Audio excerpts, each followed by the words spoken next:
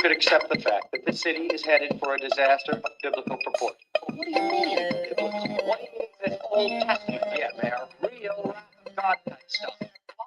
It's coming down from the skies, rivers and seas boiling. 4 years of darkness, earthquakes, volcanoes.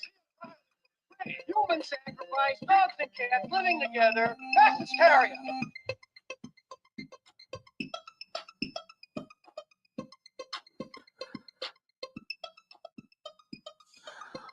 Broadcasting live deep from an underground military bunker or a spaceship high above the plane of Earth, setting the standard and raising the bar. The only way a real, award-winning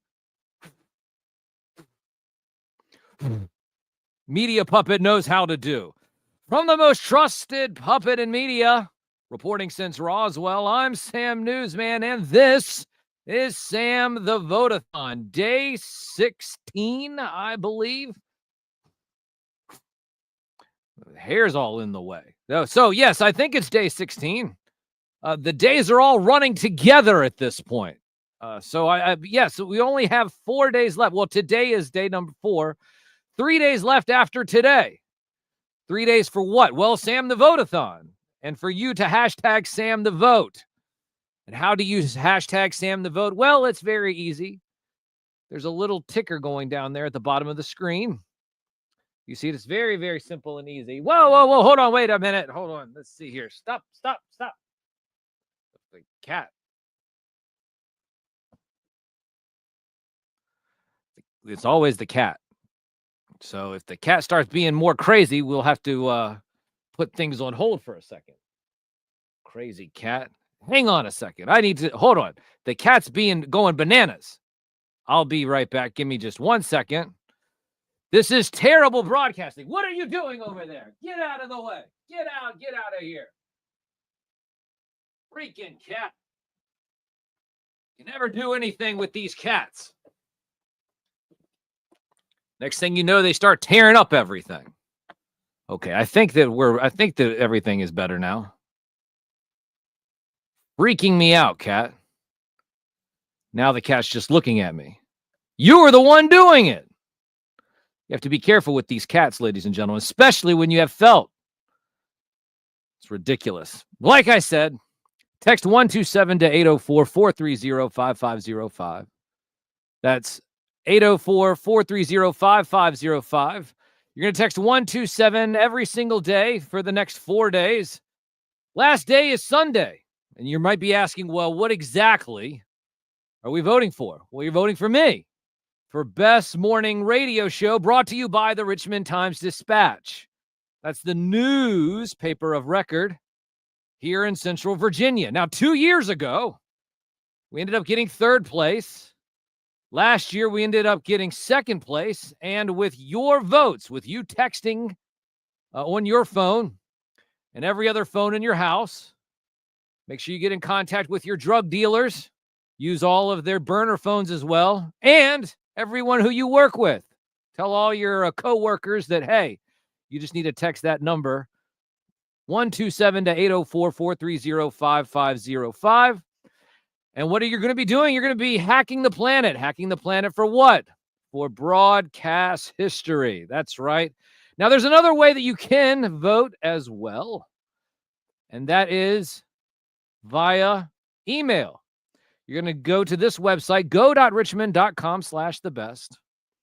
Go.richmond.com/thebest. You're going to scroll down to entertainment. When you scroll down to entertainment, what you're then going to do is click on Best Morning Radio Show, local morning radio show, and you'll see my name, Sam Newsman, WDCE. Now, you might be thinking, well, Sam, that says radio show, and here you are on YouTube. Well, it is WDCE, and we'll pull up that website here in just a moment. But every single Saturday morning, what I do is I go into WDCE, and around 9:30 in the morning, we start playing cartoon themes, video game themes, sitcom themes, movie themes. This weekend, it's going to be wrestling themes. Why? Because it's SummerSlam. Yes, that's right. SummerSlam is this weekend. So we're going to be doing wrestling themes starting at around 9:30. But that's the other way that you can go to vote, to go.richmond.com/thebest. And you're asking about the actual website. You might be saying, well, Sam, if it's local radio, how can I listen? Very, very simple. Go to WDCE.org or WDCE.net.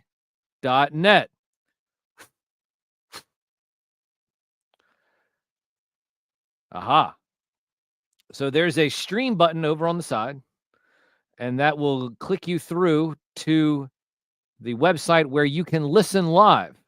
Now, we do stream one of the hours on YouTube, Facebook, X, and all of that. But if you want to just listen to the show, you don't have to watch me. Although you might be saying, well, Sam, I do want to see your beautiful puppet face because you have quite a beautiful puppet voice. And I understand that. I do understand that. But, I don't expect you to because you have stuff to do in the morning. Go to the grocery store, drop the kids off at sport practice, whatever it is. But that allows you to just be able to have some jingles and, once again, my beautiful puppet voice in the background. Been doing the show for 7 years. And like I said, texting 127-804-430-5505 will help us possibly win this year for the best morning radio show. Okay, there it is. That's the website. That's the Live 365. You can download an app, the Live 365 app. That's another way that you can listen to the show. Just click on the Live 365 app in the App Store, wherever you download apps. And then when you get inside of that app, you just need to type in WDCE, and you can just listen to it right there from the app. Now, there's been a lot of things happening over the last couple of days. Well, there's things happening all the time.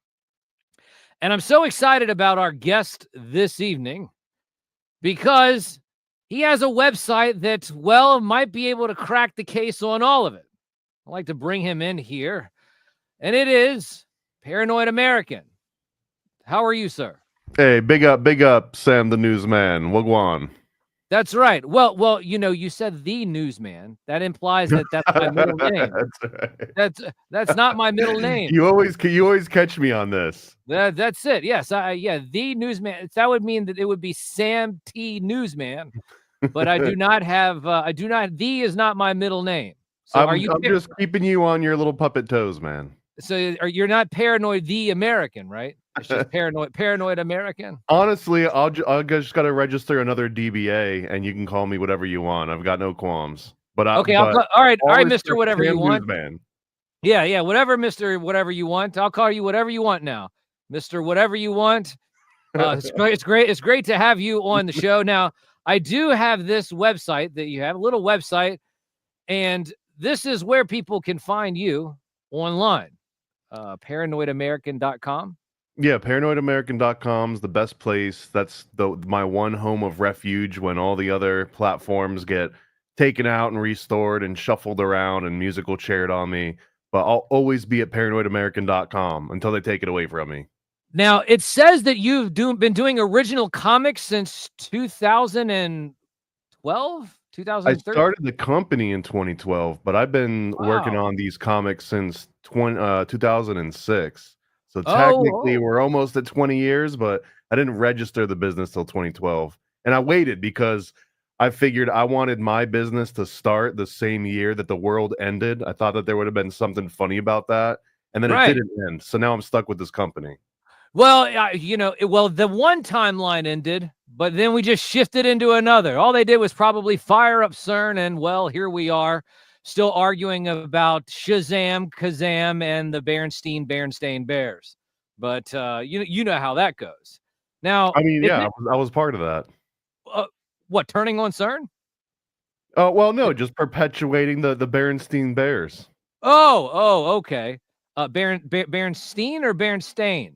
Yes. Exactly. Okay. Indeed. The Mandela effect, if you will. Now, It's interesting. We're scrolling through all of these now. If you could scroll back up, there was one thing that really kind of caught my eye, and this was the I think it might have been on the main page. Is it the main page? It was something that you just recently released. There it is.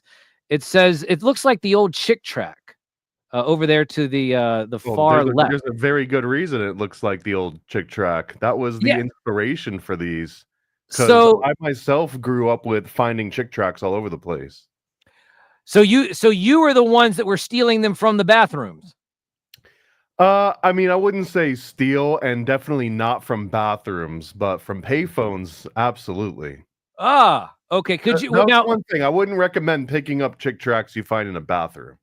Well, I've seen them everywhere, and I heard that that's one place where you might see them. They're just sitting on, resting on top of the urinal. Gives you some good reading material as opposed to looking at your neighbor next to you, which they're supposed to be at least one urinal over. If they're just right next to you, you might need to question their motive. So that's. I do wish when we were. I remember we were a proper country, and you could just pick up things and read them in the bathroom, and not even have to worry about what you'd be going home with. Right. Well, that's right. I'm just worried about going into a public bathroom at all today. So just hold it till you get home. Now, this little Chick track, I guess could we call it a Chick track? I call them paranoid pamphlets because there's one very specific aspect of Chick tracks, and that's that they were essentially religious Bible beating in comic form. And that's not really my vibe, but I absolutely love the approach that Jack T. Chick had with his Chick tracks. And he got this idea originally from the military, because the military, at some point, he was involved with creating propaganda comics to just drop on, people that were illiterate. And he was like, hey, I can probably do this for Jesus. And I looked at that and I was like, hey, I could probably do this for conspiracy theories in 9/11. Well, this is really great. And so these are still available. You can still purchase these. Right now, I got a couple more boxes of these left, but you can go directly to IlluminatiComic.com and it'll just bring you right to this page. And this one we're talking about now is probably the most popular one's been released. It pre-sold around 5,000 copies. So these things are already floating all the way out in the world, which is just kind of crazy and I've seen this happen myself. The premise is that you get a big pack of these. You get like 10 or 20 of these things and just leave them out in your city or your school or your workplace and just see how people react and hopefully kind of spread the message a little bit. And I've seen this work. I drop these off in airports whenever I go, and you'll be surprised at the kind of people that'll walk by and see, are you under Illuminati mind control, and do a double take and then walk back and grab that thing and sit down and read it. Well, I guess the real question is, how do we know whether or not we are under Illuminati mind control, or does that spoil the whole book? I think that we are. The book is impossible to spoil. I hope that people could spoil it because it breaks down the entire historical premise of the true Bavarian Illuminati, and then it goes to explain why there's all these modern pop culture references to it. And my favorite example from the book is that right now someone might scoff and laugh a little bit if you were to say Michael Jackson or Justin Bieber is part of the Illuminati. It's like, oh my God, how silly is this, right? But you go back and look at the actual history of the Illuminati, and they specifically recruited child pop stars, Mozart, Beethoven, C.S. Bach, a long list of them. And they were the child pop stars of their own era. So I don't see a huge difference between the Illuminati backing pop stars in the 18th century and then doing the same thing in the 21st century.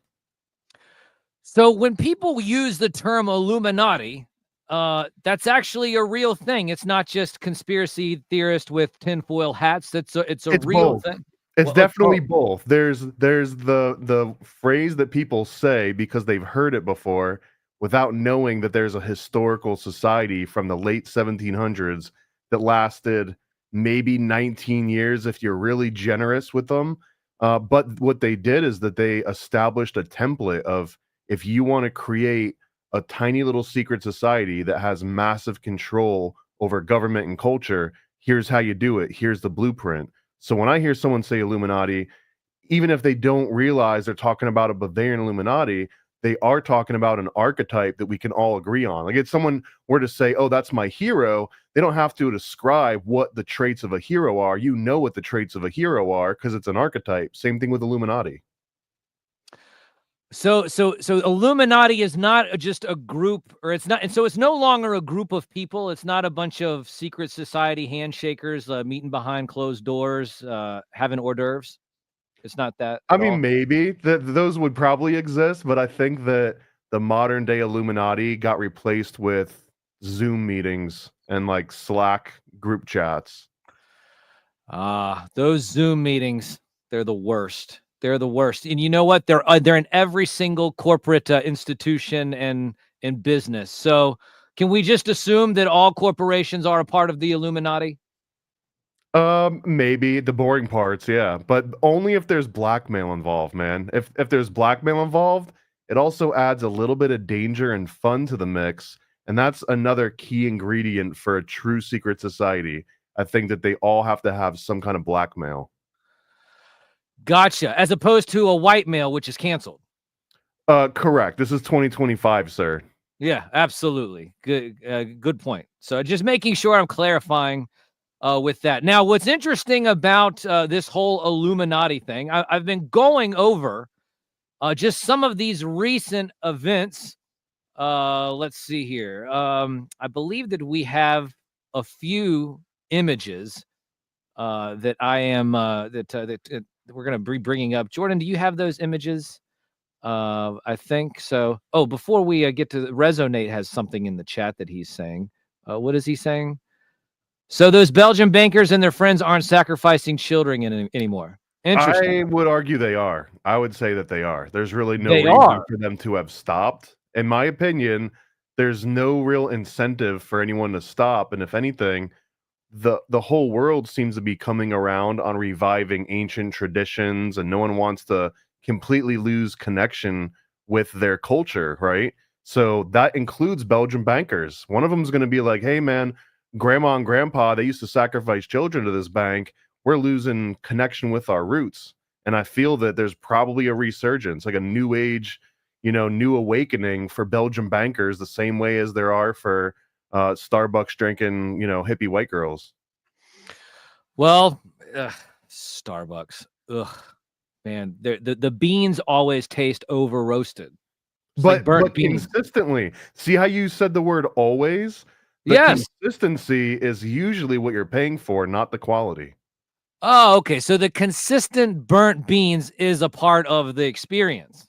If you know what you're expecting and you get what you expect, sometimes that's preferable to being surprised by something better, because that's unexpected. And I think that that's essentially what Starbucks has made all of their money off of, is being so incredibly reliably average and mediocre that you always know exactly what you're going to get. And that's not an easy thing. Consistency is not easy, even if it's being consistently mediocre. Well, like I said, they do consistently taste overburnt. And, well, yeah, it's just absolutely disgusting. Resonate says Ronald Bernard. Are you familiar with Ronald Bernard? Who is that?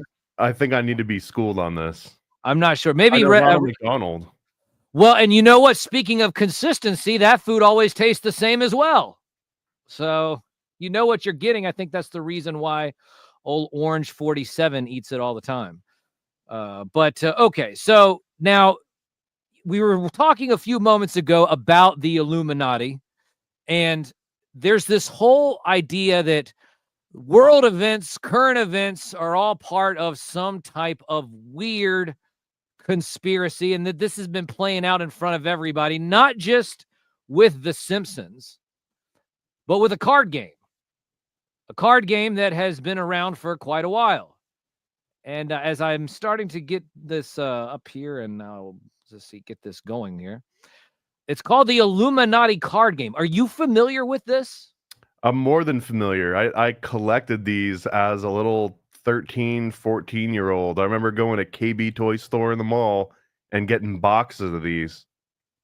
So they came. So now tell us, did they come in packs, or that? And you had to like collect the whole set, or could you Yeah, go? this one I remember. So then this is a Steve Jackson game, who's actually more popular for Munchkin and a handful of other games he made. He made another one called Netrunner or something, I believe. But this particular one, this came in booster packs. I believe you could get like little decks, but it was just the same thing as going to the toy store or going to the drugstore, and they'd have basketball, football, baseball, and then some other stuff. And the other stuff might have been Simpson Pogs, or it might have been like weird little sticker packs. And in this case, in this mall, this one time, there were these Illuminati packs. And I don't know what it was that drew me to this. I'm pretty sure this is before I even heard the concept Illuminati, but I recognized that creepy, all-seeing eye, the Eye of Providence, in the Great Seal that came from the back of the dollar bill. And I was fascinated, and I bought the entire box, and I couldn't find anyone that was actually willing to play this game with me. That's actually a constant theme. You'll see people bring this game up, but no one actually played it. They collected the cards because the cards were kind of cool and weird and campy, and now they're almost collector's items for being prophetic. But almost no one's like, yeah, man, that game was really fun to play too. Like almost no one played this game. So wait a minute. So you're telling me that this is a game just like Magic the Gathering or Correct. something? Yeah, Okay. this is a game. This entire Illuminati card set. So what's the point of the game? I know that in Magic you have, different colors, and you have 20 hit points, and then the game's over, but you have monsters that come out. How does this particular game actually operate?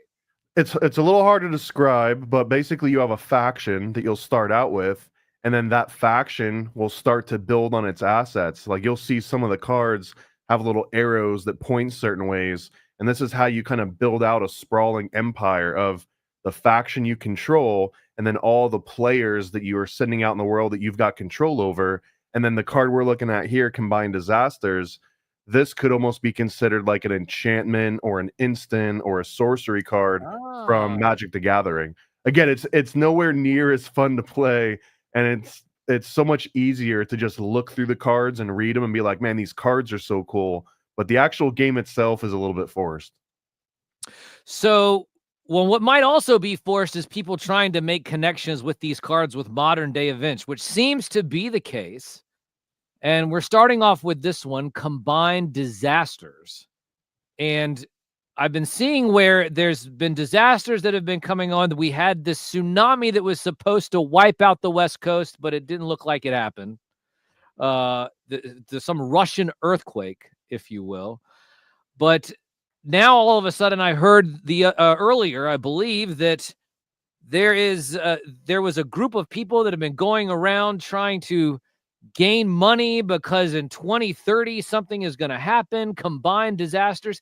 Can you talk a little bit about combined disasters and what's going on with those? I think the best example of a combined disaster would be 9/11, where you've got 3 or 4 different major events all happening at the exact same time. And this is just the ultimate distraction / smokescreen. And I believe it's in the great words of Eric Holden of never let a good tragedy go to waste. So if you've got a combined disaster, now you've got double the tragedy to double capitalize on. So I think that the Illuminati card game, the Steve Jackson card game, it was really prophetic just because these are fairly obvious playbook rules, right? If you want to, if part of the way that you operate is traumatizing the public in order to push through whatever agendas that you got, then double the flavor, double the fun, right? Double mint gum. That's kind of how it works. So if you got 2 tragedies going on, that's double the power for you. And I just feel like it's very simple math, but because conspiracy theories had been ostracized up through maybe the 80s and 90s, and then they started bleeding into pop culture more and more, then all of a sudden this game and these Steve Jackson cards and these prophecies, as some people call them, they just become more mainstream. So now more people are able to look at all the correlations. So I don't know if I would consider it like prophecy as much as just here's the obvious playbook. And now a lot of people are taking a look at the playbook. They're like, hey, I recognize that. This is a Hail Mary. I've seen this before in Madden. Well, speaking of the Hail Mary, what we've seen before, a couple of years ago, we had this whole COVID theater that seem to be running rampant. Center for Disease Control is the card that we have on screen now. But this tends to line up with events that have already happened. Now, is this one of those things where I always hear people talk about Nostradamus, and Nostradamus predicted this, but it always seems to be that Nostradamus predicted something after it happened. Nobody's going around saying, oh, well, this is going to happen because Nostradamus said so. It's always this after the fact. Is this kind of the same thing with these cards where people are like, oh, after the fact, we can now say it? Or is there something more to this?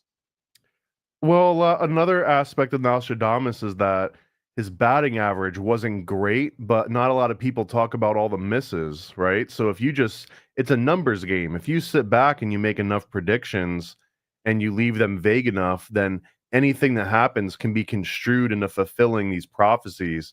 And I think that the Steve Jackson Illuminati game, that's a great analogy between that and Nostradamus, and that he's got such a large ground to cover. Center for Disease Control, it's a real thing. They've actually have some pretty interesting backgrounds and paths. And this is around the same time that the movie Outbreak was out.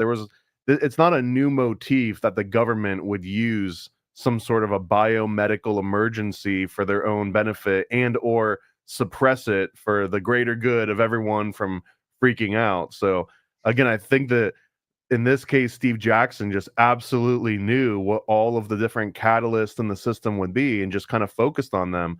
This was filling out just a whole bunch of lottery tickets and just waiting for them to never expire and for the numbers to finally come up at some point. Now, when we look at this card and we see that it says Centers for Disease Control, and we mentioned that this is not, the COVID thing wasn't the first time. We have, was it the Spanish flu? Spanish flu, we had the swine flu, we had the avian bird flu that was in the early 2000s.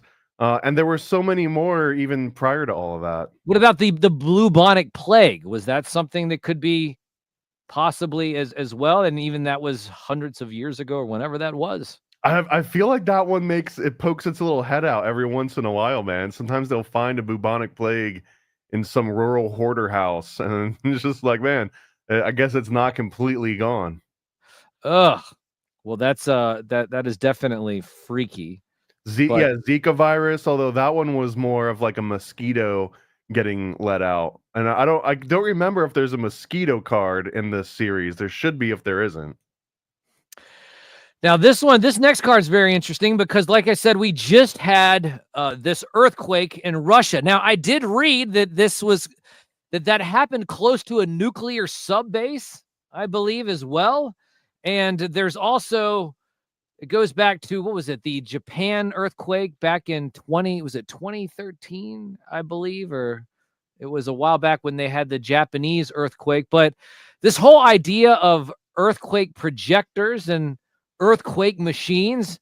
Now, this is just nothing more than military tech, is it not? I mean, they've been having military tech like this for years. Absolutely. And I think that the first iteration of this that I came across was HARP, right? It was the huge antenna grid where they all focus a whole bunch of energy on the exact same spot in the ionosphere, and they can use that to sort of bend energy around and create sort of like these direct weapons. So this isn't anything new, right? Even the Tesla death ray, this is 19th century technology that people were getting worked up on, or very, very early 20th century. So the premise that we could use technology to create an earthquake feels like the idea predates our ability to do it. So once we were actually able to do it, it's just the same way that reality will follow science fiction, where science fiction sort of writes the plot and they give you your 50-year sort of plan, and then reality just catches up to it. Now, when we have these particular earthquakes, now, do they just come in random places? Because we're taught in school that earthquakes are, they're because there's been a tectonic shift or something moving like the crust over top of the mantle or any of that stuff. But we do see that they're just random earthquakes that happen. People talk about bore drilling, drilling underground, the explosions of, I guess, detonations underground as well that then could cause maybe even a larger earthquake. So there's a whole bunch of these things that could possibly be, not just one particular Tesla death ray, or as you called it, right? Well, I too was subjected to the Rockefeller education system growing up. So I too was taught that earthquakes largely happen when tectonic plates shift. It's like the two edges bumping against each other. But as you mentioned, we've learned that that's not the requirement for an earthquake. An earthquake can happen far away from the edges of tectonic plates as well. So maybe that was just part of the psyop, man. That was just them throwing a little bit of smoke into the air, just so that when they kick off an earthquake in some other area, that it seems like an anomaly. Right. You mean, so because sometimes they'll have a deep underground earthquake that doesn't, and it's just very centralized. It's not, there's nothing really crazy. It's just way deep down underground. They say, oh, well, this earthquake happened, 2, 3, 4 miles deep. But it's nothing more than that, though. Right. So they say. Who knows, man? I might be a little bit more open to Hollow Earth than other people. So sometimes when these deep underground, shifts happen that are detected, I don't completely write off that there could just be a party and they're getting a little bit loud under our feet. Like we're on the second floor of a apartment complex essentially, and our understood neighbors don't really care too much about making too much noise. Well, listen, I don't know about you, but I'm now starting to get jealous that I didn't get an invite to the rave, the underground rave.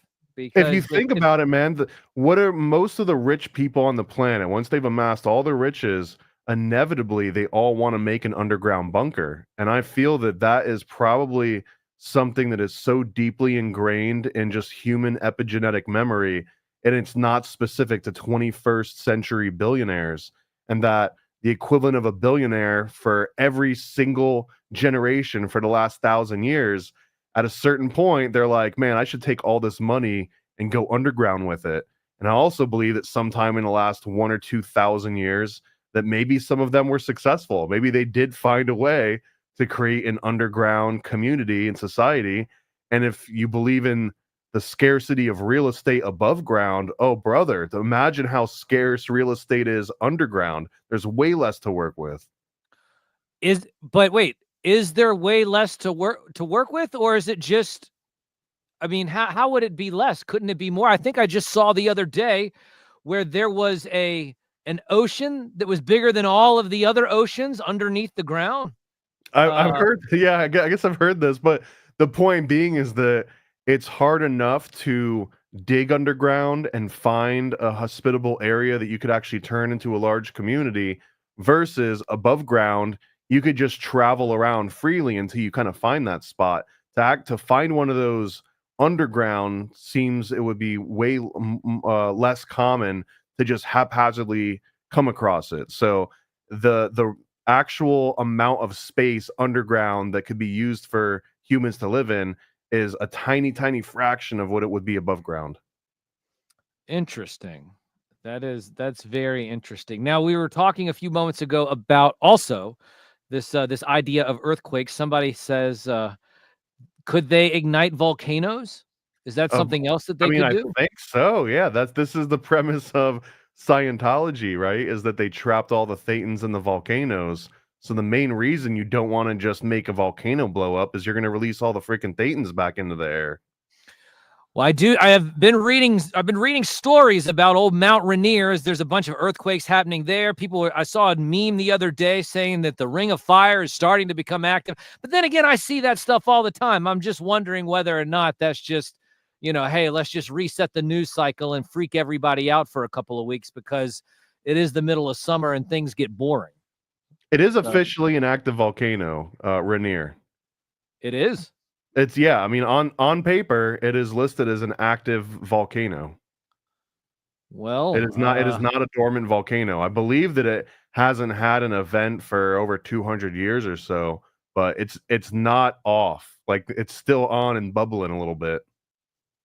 Very, very interesting. Resonate also says that Phil Schneider says otherwise. Are you familiar with Phil Schneider? Absolutely. Phil Schneider is where I kind of cut my teeth on the deep underground military bases. He claimed, he also, I believe, made some extraterrestrial claims about not only what they were doing underground, but things that they were discovering, out if you even believe in space. But Phil Schneider was one of the OGs. I remember coming across his videos in the mid to late 1990s, and I had never understood or heard of this concept of deep underground military bases before him. So yeah, Phil Schneider is going back to the roots, like him and William Cooper. This is like pre-Alex Jones even. So talk a little bit about William Cooper. Is he also one that said that there's these deep underground bases, there's a hollow earth, and is that something that he was also talking about? Definitely discussed a lot of that. He had a radio show himself called Mystery Babylon that went on for a number of episodes. I want to say like probably close to 100 different episodes. And while he entertained a lot of the different sort of theories about hollow earth and underground and sort of extraterrestrial psyops even, he got really big into these mystery cults and how these ancient traditions were expressing themselves differently in the 20th century leading into the 21st century. And he probably wrote one of my absolute favorite conspiracy lores of all time, manual. It was in his Behold a Pale White Horse, and it was called Silent Weapons for Quiet Wars. And it was supposed to have been a government auction, and someone went and bought an old copy machine, and inside the copy machine was this top secret manual, and the top secret manual was titled Silent Weapons for Quiet Wars, and it described how you can manipulate a society in order to increase wealth, increase crime, like just act as if a city itself and a society was a circuit board, and just by applying electricity or adding a capacitor here or resistor there, that you could design a city or an entire society the same way that you could design a circuit board. And I just always thought that that was the most fascinating part of anything William Cooper put out. But technically, he didn't write that. He claims that that was just sent in from someone that was familiar with his work for him to publish to a wider audience. Very, very interesting. Have over 100 people now currently watching across all social media channels. That's Facebook, YouTube, Twitch, X, all over social media. Make sure that all of you make sure you do text that number 127-804-430-5505. That's 127-804-430-5505. You want to do that every day between now and August the 3rd. We only have a couple of more days left. Oh, look at this. Jordan, our producer, he has it right there in front of him. This book. Phenomenal. Producer, let's see here. Let's see get you on there. So is that your copy, Jordan? Is that how long have you had that? I found it in my toaster. You found it in your toaster. Okay. Right. What does your toaster have AI? Is your toaster good? Wait a minute. We were talking about AI toasters the other day. We were, so, yeah, that's true.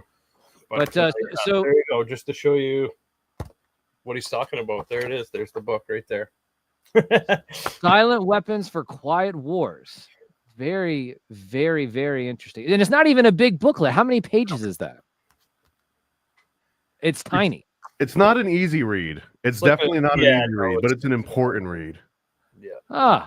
Very interesting. Very, very interesting. Let's see here. Oh, there you go. Get you back in. Anyone that's fan of puppets and puppeteering and turning a public into puppets, this is one of the manuals that you should probably have in your catalog. Well, I mean, listen, you just have to make sure you have a toaster like Jordan that can supply it for you. That is the key. It's probably the safest way to transport that book is to hide it in a toaster. So then when the state is monitoring you, they're just like, oh, they're just passing toasters back and forth. There's nothing nefarious here.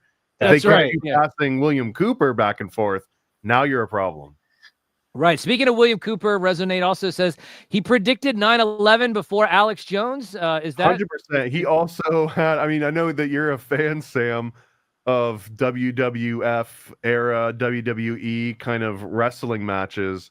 And I remember at this time that this was Alex Jones versus William Cooper was sort of like a WWF match down where they were calling each other out and saying all kinds of horrible things about each Wait, other. really? William Cooper did Really? not- Why? Why would they be fighting each other? Well, I 'Cause mean, they're saying the same thing, right? I mean, they're just no. I mean, I don't think William Cooper saw it that way. William Cooper essentially saw Alex Jones as a snake oil salesman, that he was putting on this charade, and that William Cooper felt that he was coming from a place of authenticity and passion, and that Alex Jones was here to just kind of manipulate and exploit. And he very publicly called him out on this. They were beefing very early on in Alex Jones's career.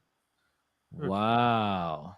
And now William Cooper, he passed away when? Did he pass away before 9/11? He did, and it was a pretty dramatic exit. He got raided by sheriffs, and I believe he took a shot, and one of them fell, and then they took a shot back, and it became a fatal shootout with the police. So I guess he went out in a true stereotypical conspiracy theorist fashion. You know, guns aimed at the state, with the state aimed right back at him. Whoa. Do you know why he shot at them? I mean, I just being a little bit crass, I assume it's because he was an absolute conspiracy theorist that, like, you know, had an itchy trigger finger and was ready to just strike back at the state, and it had worked up and pent up. I mean, I believe that the situation maybe could have been resolved without him, you know, taking his last breaths. But I mean, I've also grown up with the stories of Ruby Ridge and Waco, and so I don't know. It's kind of you know, flip a coin. They said Resonate says they lured him out of his house with teenagers.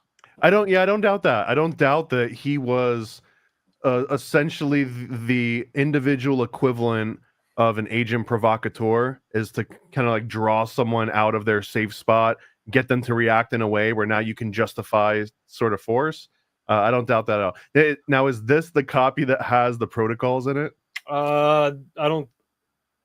If you've got a copy of Pale So. Horse, This is that's the one to check. You check the table of contents to see if it has protocols, and that differentiates essentially what like a first edition.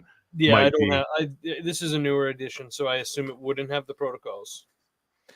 So Neo Drifter is asking, how exactly did Coot get offed again? So he was lured out of his house and went down in a shootout at the OK Corral or something to that effect. Correct. He got into a shootout with the police and succumbed to that shootout.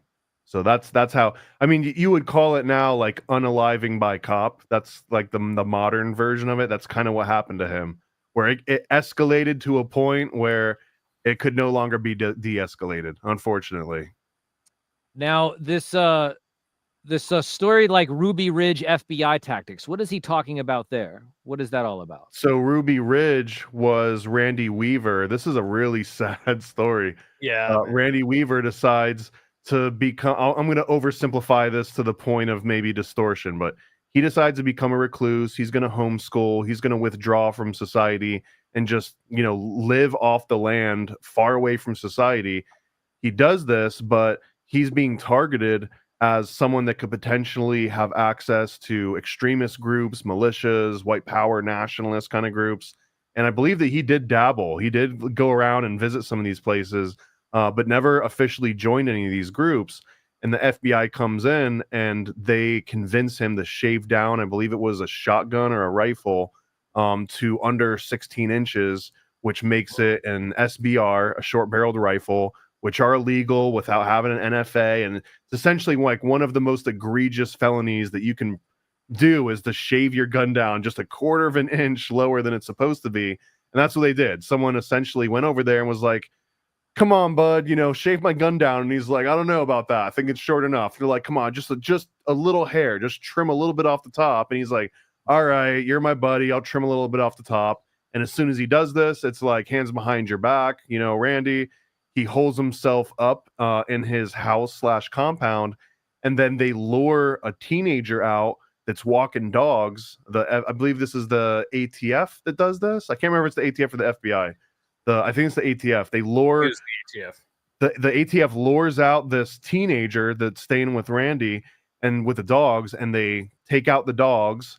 The teenager fires back. They take out the teenager, and then they start moving in on Randy. And I believe the most famous shot was that a sniper takes out Vicky Weaver, Randy's wife, inside the house. She falls down, is no longer alive, and then for I think it was like a day or two, he's holed up in this house with his deceased wife, and they're taunting him. Come on, Randy, where's Vicky? Why isn't Vicky coming out? So they just like essentially tortured this guy. They entrapped him. They forced him to shave down this gun. They just didn't let a guy go and live his own life in the middle of freaking nowhere because he posed this challenge. He posed this like horrible analogy. I'm going to grant that already, but it's like almost the Tiananmen Square meme photo with like the guy standing up to the tank. Like at that point, you kind of got to take that guy out. Otherwise, he's going to turn into this symbol that starts a whole movement that you don't want to have to deal with. So that's, and in many ways, Randy Weaver created the very first spark that then turns into Waco. Waco turns into Oklahoma City. Oklahoma City turns into whatever the hell QAnon and J6 kind of turns into. Like you can trace them all very closely by this one initial like detonation site. Interesting. He says they set Randy up with all the contacts and they wanted him to join their team. What team? I believe we're talking the ATF, that the ATF saw Randy Weaver as a very valuable asset because he could get accepted into all these extremist groups. And but again, he wanted to just live his own life and not be messed with by the government. And that, in my opinion, this is like a tale as old as time itself in America, where guy moves out to the middle of nowhere, says, "Hey, leave me alone," and the government's like, "Why do you insist so much about being alone? Why don't you want to join the system? What's wrong with you?" And then they have to be turned into an example so that the rest of the world sees this is what happens when you reject all these great things that we have for you. That seems very. Now, is there any is there any modern examples of a Weaver or anybody recently? I guess Ted Kaczynski, he was the Unabomber, right? So, but he wasn't he actually? Wasn't he a part of the FBI? Well, he was another true. No, he wasn't part of the FBI. He was another very true loner. He got taken down by the FBI. But Ted Kaczynski was lashing out against the system in his own way. He was terrified of technology taking over for very justified reasons. He had very questionable ways of expressing this. But I guess it's also important to mention that Ted Kaczynski was a legitimate MK Ultra mind control survivor as a teenager, I believe. He was experimented on as a teenager in college, and it is impossible in my mind to separate everything that he ends up doing in the end of his life from the triggers that MK Ultra put on him in his early life. So the whole MK Ultra is not just a meme. This was actually something that did happen, that was a classified program. I mean, this is part of puppet history. I know that you know this, so I like the leading questions here. But yeah, MK Ultra is not science fiction. It wasn't fictional. It didn't only have to do with drugs, and it didn't only have to do with sort of like assassination stories. Those are the fun ones to talk about.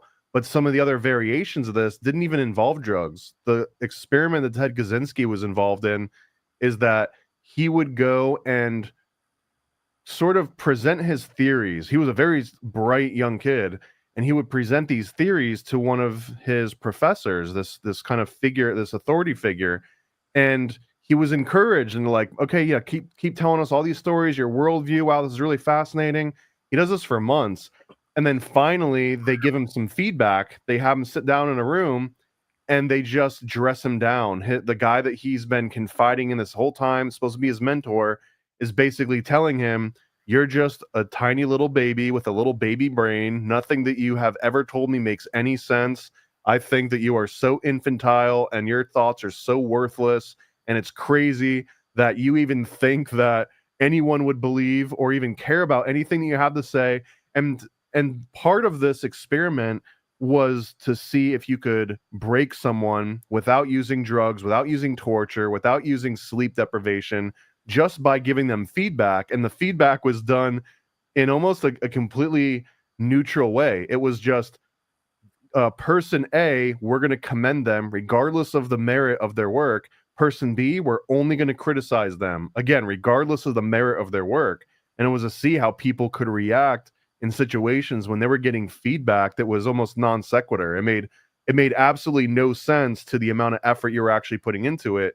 And this was one thing that a lot of people have led to looking as the catalyst for Ted Kaczynski's psyche breaking down and wanting to send explodey things in the mail. Was all because, and if you look at the people that he went after, a lot of them were related to academia. So this was his way of lashing back out at the system that had tortured him in a very specific way.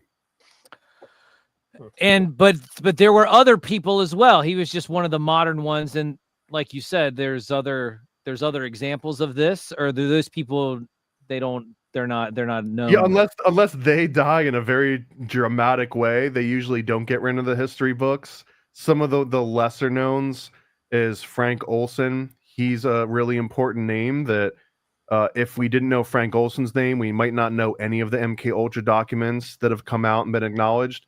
He was working for the government at the time at, I believe, the Edgewood Arsenal, and he worked in Fort Detrick, which basically operated in biochem warfare. And some of the things that he worked on, he went later on, saw the results of them, and it made him question his allegiance to working with the military at all. He couldn't believe that some of the horrific things that were being done with his own creations, and he voices concerns to, I'm just going to say HR, but it was obviously not HR because this is like 1950s CIA.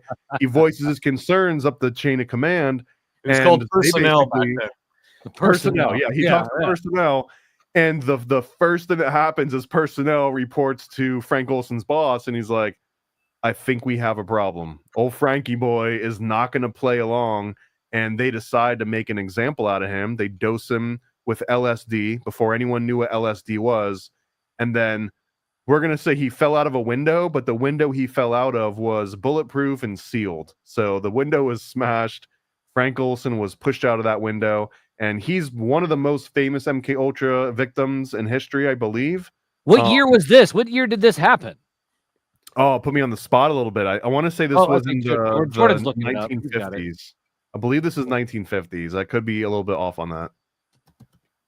Sorry, what's his name? Frank Olson? Frank Olson. Frank Olson, CIA. That's the Wormwood documentary. Correct, show. Yeah. Died in Manhattan, 1953. There you go, 1953. He died, and yeah, the Wormwood is a dramatized series, I believe, from HBO, where it's like a 4 or 5 part short series. Highly recommend it if you're interested in this story whatsoever. Yeah, it was pretty good, actually. It was pretty good. And so, but now this was in the early 50s. So this MK Ultra program, it started in the 50s, or did it start even sooner than that? Or was it under? It started in the late 1940s. It started on the tail end of World War II. This is according to quasi-official documentation. So the general story is that when the Americans went to clear out some of the concentration camps, I think Dachau in particular, they found these notebooks talking about experimenting on their prisoners with mescaline and trying to use mescaline as this truth serum. And when the military finds these documents, they're thinking, man, we're not testing mescaline or psychedelics on people as a truth serum. What have we been missing out on? How long have the Germans been doing this? What do they know that we don't know? So they decide it's time to ramp this all the way up, take this research that we just found and just kind of repurpose it and execute it on our own terms and on our own people. And MK Ultra is kind of born out of this. There's this very interesting thread where it goes from World War II concentration camp notes from the Germans directly into this Project Bluebird and William Donovan. And the guy William Donovan, he was instrumental in creating the OSS, which was the precursor to the CIA. And William Donovan was one of the original proponents of, let's give soldiers mescaline, let's give them hashish, let's give them all sorts of datura, give them all bunch of crazy drugs and just see what soldiers do under duress. And here's even a name for them called Donovan's Dreamers. Again, this one comes from like Acid, My Problem Child, I think is one of them. Whenever William Donovan comes up, he's one of these key characters that takes all of the psychedelic revolution and the MK Ultra stuff and puts it directly into the military. So this is for designing super soldiers, I guess, is of what we're kind of talking about, or Maybe something to that effect. I think that might be giving a little bit too much credit. My analogy, not making super soldiers, would be more like throwing pickles at a wall to see what sticks. And we just have an endless supply of new recruits. We got all these new drugs that the U.S. government literally purchased the world's supply of LSD-25 from Sandoz Laboratories in Switzerland early on when it was first being synthesized. They had a monopoly worldwide of LSD.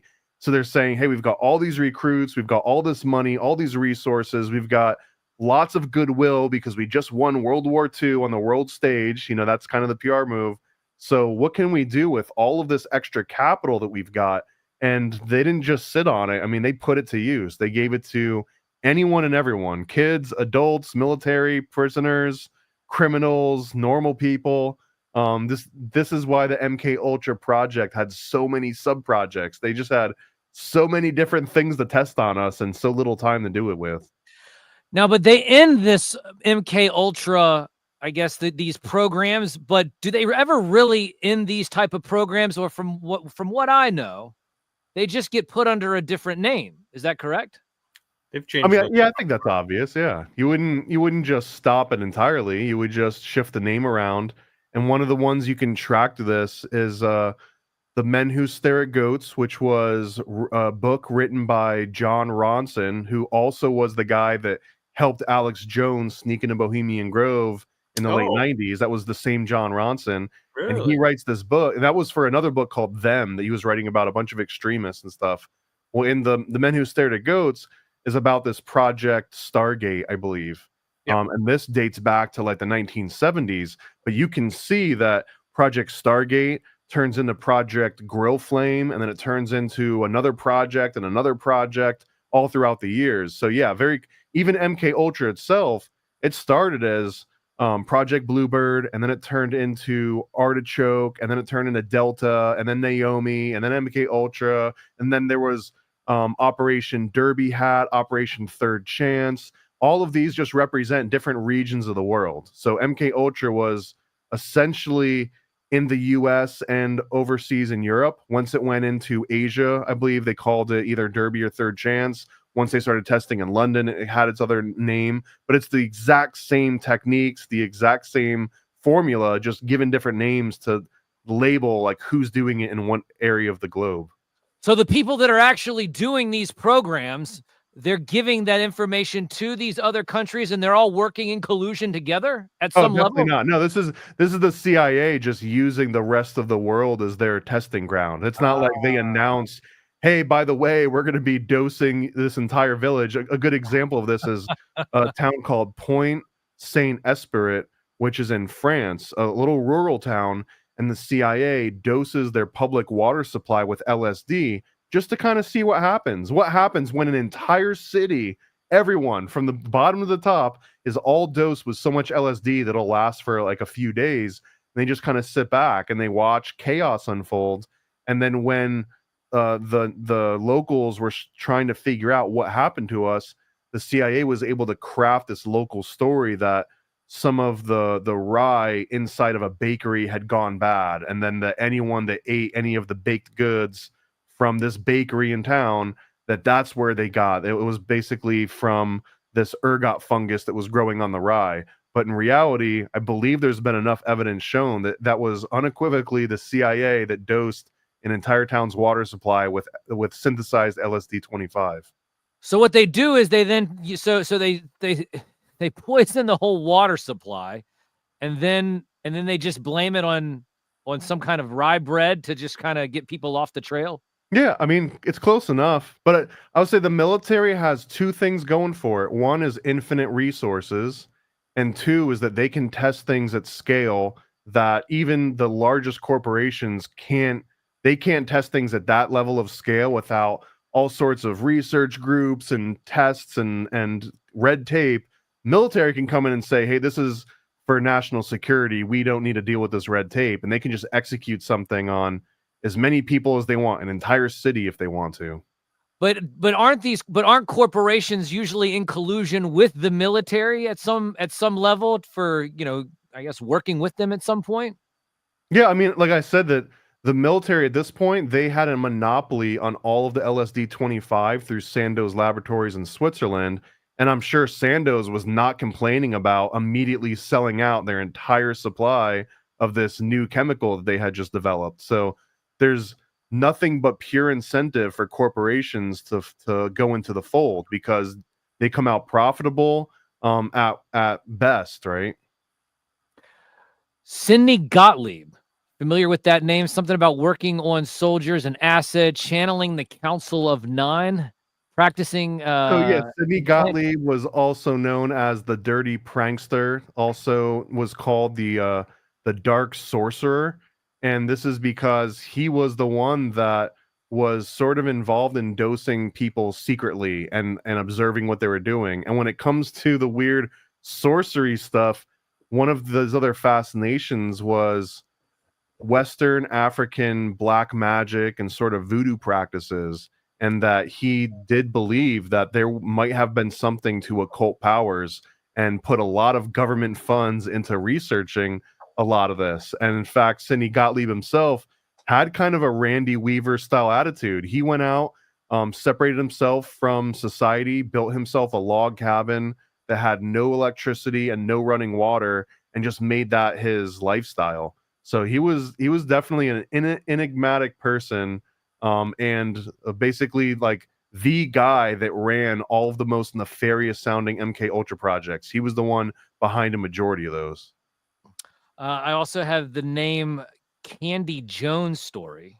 So she's supposed to be a beta sex kitten, I believe, and claimed to have been used as this sex honeypot / assassin to all sorts of people in political power and elsewhere. Yeah, Candy Jones is one of the very few that came up with this whole premise of being like a mind control survivor before it was popular, before it was like a thing that made its way into comic books in the 70s and the 80s. Fascinating stuff. This is it blows my mind to sit there and think that a lot of times they think people sit there and assume that, you know, these programs are new, but they have their roots back, like you were talking about, World War II, possibly even before then. Well, I mean, the oldest one that I think is still somewhat relevant, I believe this is 12th century. This is in the 1100s. Marco Polo wrote about a guy called the Old Man in the Mountain, which is the creation of assassins, and the original word has been claimed to actually be hashashin, because they would dose these 14 to 15-year-old kids with so much hashish that they would pass out from it. They would have them wake back up in this completely artificial environment. They hollowed out a huge mountain, and they had literal streams of milk and honey running through the inside of this mountain, trees with all sorts of exotic fruits, exotic animals. So when you come to after being dosed on hashish, these beautiful women would surround you, and they would be like, anything that you want, we've got it for you. By the way, sorry to break it to you, you're dead and you're in heaven right now, and we've got a special mission for you. We're going to send you back out into the world. We're going to give you your life back, and the only way you can come back here to heaven is by taking out some king or ruler or whoever they decided they needed to take out politically. And that this was one of the very first templates of modern day mind control assassins, like drug-induced mind control assassins. And this goes back to the 12th century, you said? I believe so, yeah. This was the Al Hassan Sabah, who was known as the Old Man on the Mountain. I believe this is the 1100s, like 1140 or something. Very, very, very interesting. So, you were sitting there talking about assassins and mind control. I mean, I guess if you were to think about it in just modern terms at the very base level, something like boot camp. When you go to boot camp and they break you psychologically just to be just a grunt in the military, that in and of itself is just kind of a base level kind of a way of breaking your mind so that they can then send you off to go kill a bunch of other people, correct? This was my first-hand account with mind control was when I joined the military and I went through boot camp. Because I remember the very first night in there, as everyone's getting off the bus and getting screamed into the barracks, that there were 4 different TIs, the training instructors, that would stand right as these fresh kids with, like big poofy hair and t-shirts and Metallica and stuff, definitely not in the military yet. And they'd have 4 TIs screaming at them as they come in the door. And one of the guys is saying, go find a bed and unpack your stuff. Another guy is saying, go into the bathroom, go take a shower. And another one is just screaming, just like, go, go, go, go, go, like not actually giving them any specific instruction. And I remember, I was 17 at this point, joined the military early, and I was watching as these people are processing into this room. And like, man, I know for a fact that they don't really expect them to do all of these things that are being yelled at. It doesn't make sense to take a shower and to go and unpack your stuff. So I realized they're just trying to see how you react to this very stressful situation. And sure enough, there'd be some people that would get halfway into the room, start unloading their stuff, and then someone's like, go and take a shower. And you would just see people walk directly into the shower with all their clothes on. They still got like their luggage and everything, and would just be getting wet inside on the shower stall. And then another guy goes in there and starts yelling at them, what the hell are you doing? Why are you getting all wet with your clothes on? Blah, blah, blah. So, and at that point though, you realize that, like their brain is broken now. Like now they realize I don't know what I'm doing. And you could almost, they didn't verbalize this, but you could almost imagine that they were screaming, just tell me what to do. I'll do anything you tell me. Just tell me what to do so that you'll stop screaming at me and so that I'm no longer the focus of your attention and you move on to the next guy. And that was what they were after the whole time. They were after, how can I get you into this state where you're so stressed out that you're like, you know what? You take the wheel. Like, I'm done trying to figure out how to navigate the situation. Like, you tell me what to do. And they just want you to be in that mentality for the rest of the time. In my mind, going to boot camp, that was a highly refined, crystallized version of what I can only imagine MK Ultra started out as, 40 years before I went through it. Wow. Well, listen, we do appreciate your service. So we do. I want to thank you for your tip of the cap to you, sir. I had another Resonate is just knocking him out of the park. Mesmer. Do you know Mesmer? It says Franz Mesmer, from hence the term mesmerism, which is an early version of hypnotism. And I believe he labeled it animal magnetism, which is really also maybe the same thing as charisma. And I think that Franz Mesmer, he realized that he was onto something so incredibly powerful, and he intentionally dressed it up with a little bit of magic and pizzazz. He put a little bit of kind of Hollywood into it and sold it as like a service and as an ability. But what he had really found out was this subliminal way of influencing people that maybe he didn't even realize how powerful it really was. It was way beyond a parlor trick that I think that he kind of used it as. He's talking about channeling and psychology. What does he mean by channeling?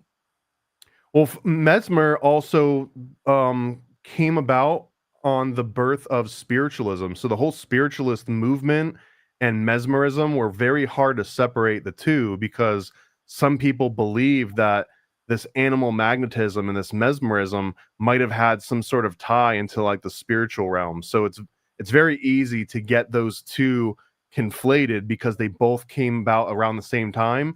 And the idea that you could convince a room full of rich hoity-toity elites that ghosts were talking to them did involve a certain element of charisma and, sort of conning them. And I think that Franz Mesmer, he discovered that if you're so good at conning people, you can actually turn it into like a superhuman ability where it's no longer confidence, but you're actually using like their own subconscious thoughts against them. I don't know. He was so early on that I'm not sure he realized how much he had truly discovered. I think today in modern day, we just call that sales, right? 100%. Yeah, this is before we had marketing campaigns and stuff. This is before the public relations was even something that was a defined term. Oh, this is a good one right here. Terror Risk Podcast says that he says, I think he's talking about boot camp, says that my dad gets me in that state with a belt. So I mean, that's an anchor. That's what you would call that, as an anchor. the belt is an anchor. The belt is in NLP terms, which stands for Neuro Linguistic Programming, which I think is a 1970s retro futuristic version of mesmerism.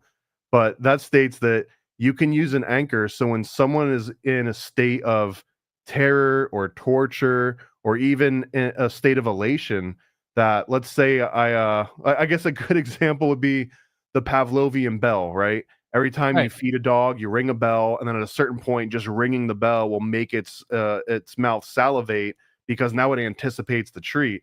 Well, you can do the same thing. If I can work you up, and then like if I hit you with a belt, right? And every time I hit you with a belt, I put on Freebird. Now at a certain point, if you hear me put on Freebird, you start to cringe a little bit. Now you're waiting for that belt to come hitting you. And that's because we have just linked the song Freebird as an anchor to you feeling pain from a belt. And if you can intentionally do this with design, then you can just make the music itself, and I never have to hit you with a belt again. Well, listen, I don't want to ever associate getting whipped with a belt with Freebird, but now every time I hear that, that's probably what I'm going to be thinking about from here on out. It's either that or Bill Hicks pummels you with his fists. Right.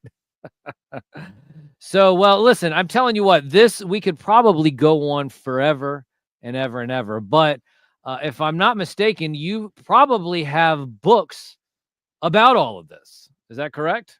So many. In fact, I've got the MK Ultra pamphlet that you just saw right there. That was the very first chick tract style comic that I came out with, because I really felt that was the most important one. So you can find that one at MK Ultra Comic. It'll just bring you right to paranoidamerican.com, right into the page where it's at.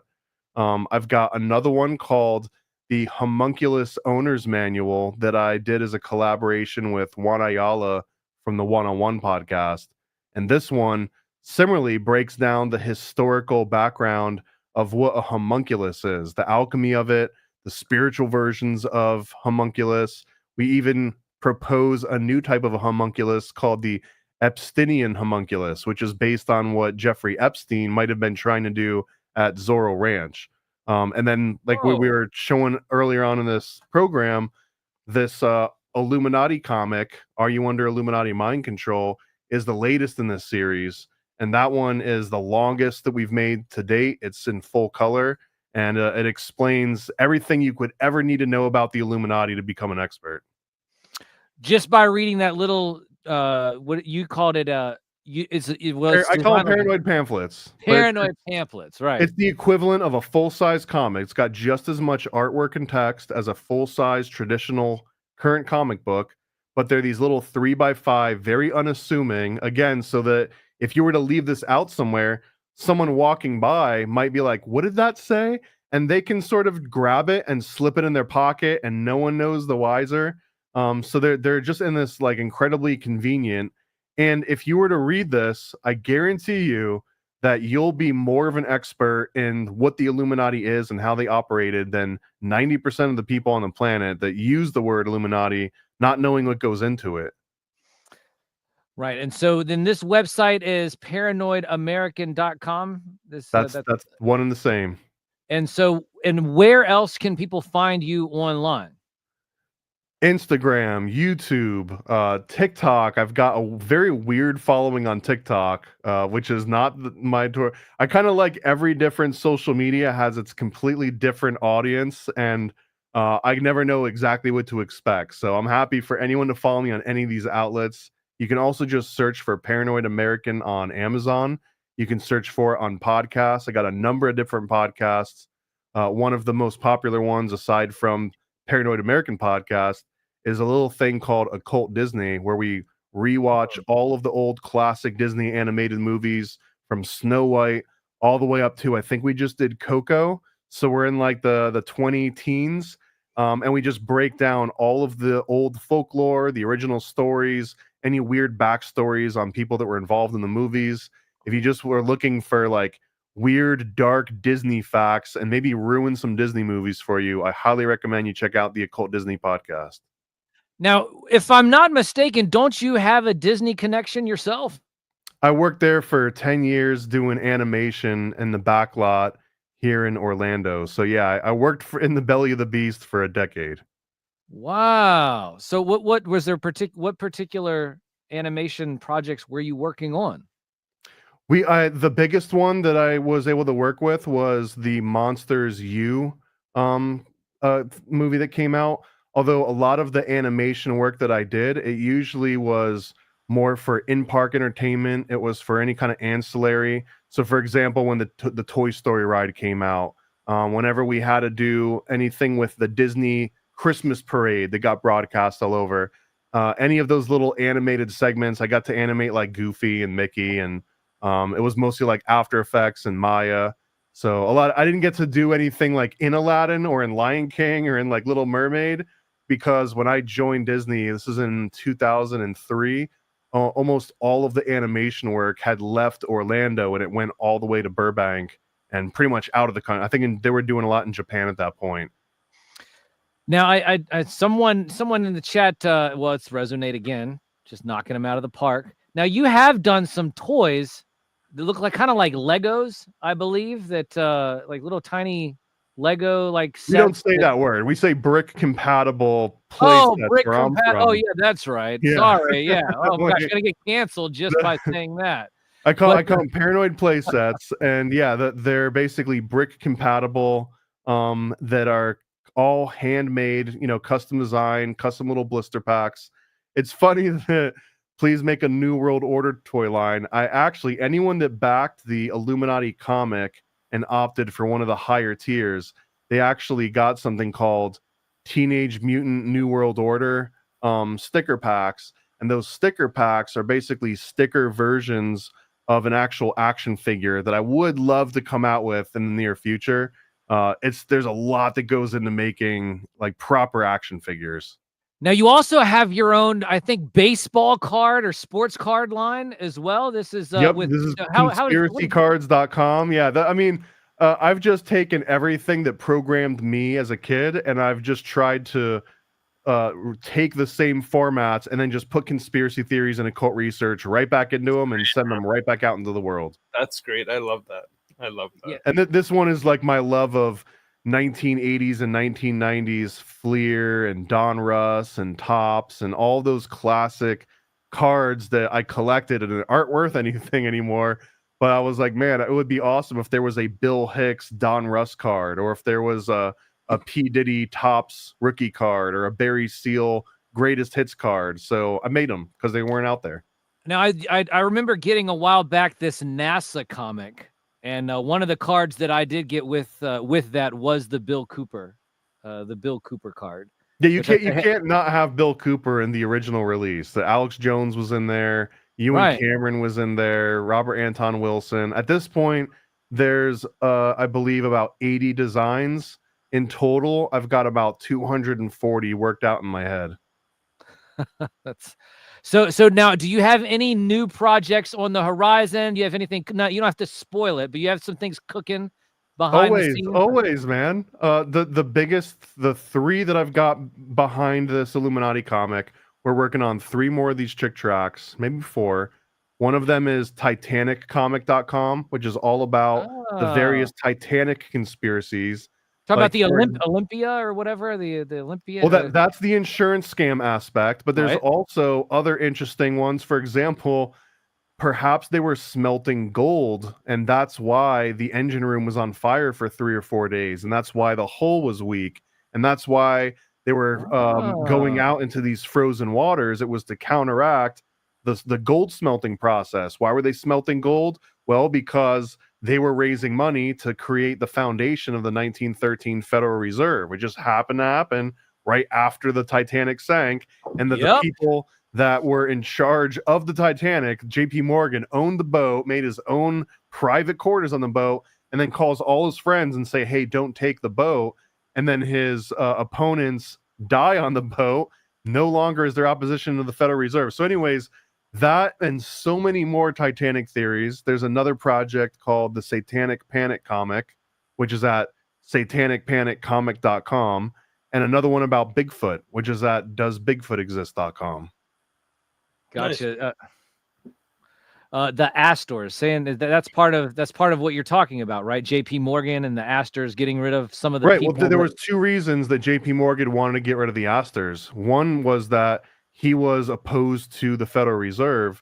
The other one, which I think is maybe more important, is that the Astors were the last living financial sponsors of Nikola Tesla, and that Nikola Tesla used to be funded by JP Morgan until JP Morgan realized that Tesla was trying to create this free energy thing that was going to ruin everything. So they cooperate in basically ruining Nikola Tesla's name to the point where Astor is the only one left that's actually willing to give him money. So as soon as he dies on the Titanic, that's the end of Nikola Tesla's income at that point. Wow. So so it's not just about the insurance claim. There's multiple conspiracies about the Titanic, not just the one. But easily 5 or 6 different conspiracies. Yeah, we can talk about that all day, probably. Wow. Well, listen, gentlemen, this has been quite an interesting time, and I'm sure that the chat is blowing up. We have about 150 people watching across all social media channels. If you don't mind, just go down to that number down there at the bottom of the screen. It says text 127 to 804-430-5505. That's the number 127-804-430-5505.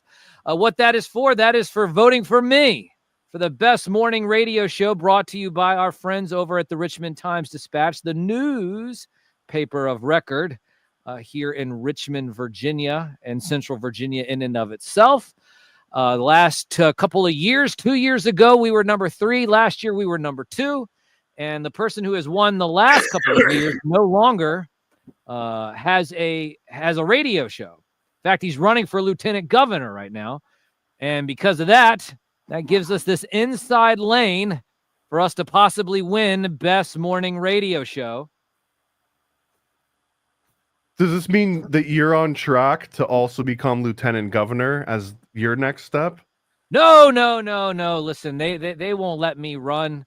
They would say that there's some kind of shenanigans going on with all of that, and I don't want, and the last thing that I can't sit there and look at a teleprompter or a bunch of prepared speeches and just lie to all of you. I mean, I've been doing this since Roswell.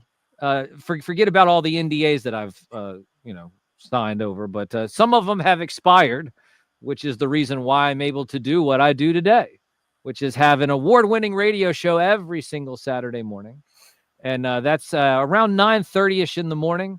We will have our show this Saturday, WDCE.org, WDCE.net is where you can listen to that. And usually around 11 o'clock, I do turn on the Sam Cam, and then I sit there and go over the news of the week, my own thoughts about that. But we will take a sabbatical after this weekend for the month of August. I usually like to take August off, get things geared up for the fall, if you will. And we do have a couple of things cooking in the background in terms of how this particular show will be moving forward in the fall. But all that's what we call a tease. We call that a tease in the business, ladies and gentlemen. But there's some more things that we will be doing here in the future. So with guests like yourself, Mr. Whatever you want to call me. That's what you said, right? And whatever you want to call me. Is that I'm fine with that. Absolutely. Yeah, whatever. Yeah, that's so. And now, Jordan, where can people find you, sir? Because you do have your own podcast and things online too as well, correct? Yeah, this was a great show, Thomas. Again, it was a pleasure to meet you. We'll definitely have to connect more, and we'll get you on the Divulgence podcast once we get up and running again. But yeah, for now, you guys can reach me at Divulgence Pod on Twitter. You can send me an email, divulgencepod@gmail.com, or you can check out the YouTube channel with the episodes that we currently have. Yeah, and I guess that's about it. Thanks for having me on the show, Sam. And let's make sure to get our votes out and put Sam in first place. Rock and roll. All right, gentlemen, I'm going to just put you backstage for just a moment, and I'll be back there in just a second as well. Now, remember, ladies and gentlemen, what you need to do in order for you to hack the planet for broadcast history, you need to text that number 127 to 804-430-5505. That's 127 to 804-430-5505 every single day between now and August the 3rd. Grab every phone in your house, every phone that all of your coworkers as well.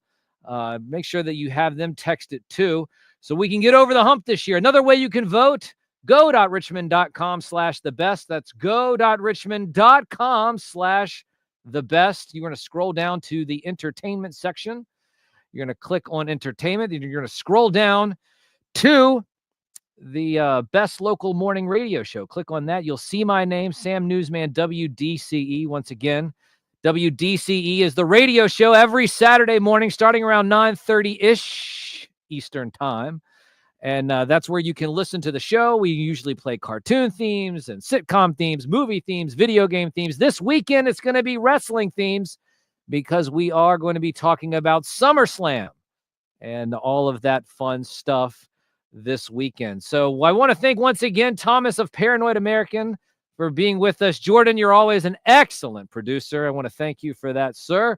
And of course, make sure you're following me at Sam Newsman all over social media. That's at Sam Newsman all over social media. That's right. Hack the planet by doing what? Hack the planet for broadcast history by texting 127-2-804-430-5505 every single day between now and August the 3rd. Now, I'm just going to leave you how we always have, or how we always do, or however I can sit there and get my English language correct. But we're going to leave you as we always do with a little jingle. Oh, through political correctness, we can't see life as it may be. That world hidden from you and me. I just laugh and start to sing. Ha ha ha ha. It's sideshow infotainment, politicians and news anchors, and talking points that make my eardrums bleed. Oh, that Game of Thrones is what they play. A house of cards just day by day. Voters losing every way. It's just like I always say. Oh, it's sideshow infotainment, politicians and news anchors, and talking points that make my eardrums bleed. Yeah. Let's make it current, shall we? Oh, that Donald Trump's got quite the past, with Epstein's files all up his ass. It's all a joke and a hoax. Oh, he says so fast. But we all know the ruling elite, or the Illuminati, just keeps laughing last.